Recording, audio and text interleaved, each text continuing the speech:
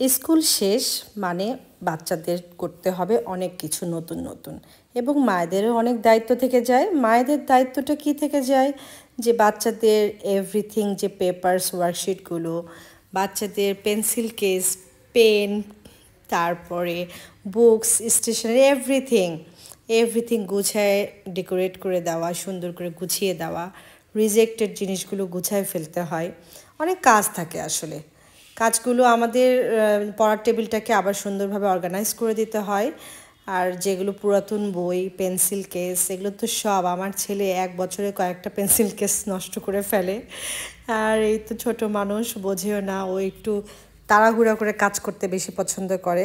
আর দেখেন পড়ার টেবিলে কত কিছু। পড়ার টেবিলে পেন্সিলের উপরে কস্টেপ মেরে রেখেছে, এদিকে স্ট্রর উপরে ডো দিয়ে একটা লেগ বানায় রেখেছে, শু, অনেক কিছু রাখে বাচ্চাদের টেবিল বলে কথা।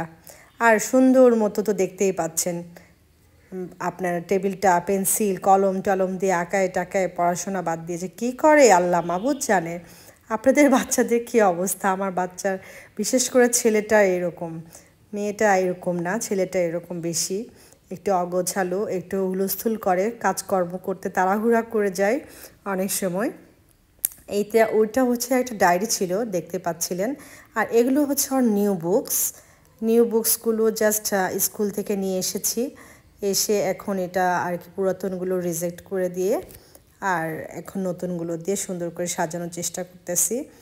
আর আমার বাসার যে হেল্পিং হ্যান্ড, সে জাস্ট মানে গুছায়ে রাখলেই চলে হচ্ছে, এরকম একটা ওদের কাজ। তো সব কাজেই তো আমাদের সাথে থাকতে হয়, হেল্পিং হ্যান্ড হোক আর যে কাউকে দিয়ে আপনি কাজটা করান, আপনার বাচ্চার হোক আপনার নিজের বাসার হোক, কাজগুলো কিন্তু আমাদেরকে নিজেদের দেখে নিতে হয়। যতই আপনি হেল্পিং হ্যান্ড ইউজ করেন আর আরও কাউকে দিয়েই করায় নেন, নিজের মতো করে আপনি কাজটা কিন্তু পাবেন না। সো নিজের কাজগুলো যখন কাউকে দিয়ে করে নিব, অবশ্যই নিজের দাঁড়িয়ে থেকে সুন্দরভাবে পরিপাটি করে নেওয়ার চেষ্টা করব, তাই না? আর এই যে বাই বাই দিয়ে দিলাম পুরাতন ক্লাস রুটিনকে।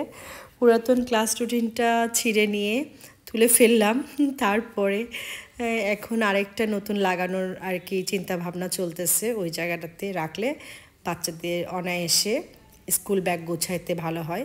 এদিকে আমি দেখাচ্ছিলাম যে টেবিলটার কি করুণ দশা। আর সে তো মনে করেন যে স্কুল ক্লাস শেষ, নিয়ে এসে একদম ফ্লোরে থ্রো করে দেয় স্কুল ব্যাগটা। খুব খারাপ অবস্থা হয়ে যায়, যার জন্য ওকে আমি ব্ল্যাক কালার স্কুল আর কি ব্যাগটা নিয়ে দিয়েছি। আর এটা পুরাতন ডায়েরি, বিভিন্ন সময় আর্ট টার্ট করে, পোকেমন একটা বুকস আছে সেটা পড়ে সে, ওর খুব ফেভারিট একটা কার্টুন। আর ব্যাগটা রাখতে যাচ্ছি, কোনোভাবেই থাকছে না, দেখতেই পাচ্ছেন। তো ভালো থাকবেন সবাই। যে ওর পেন্সিল কেস, আল্লাহ হাফেজ।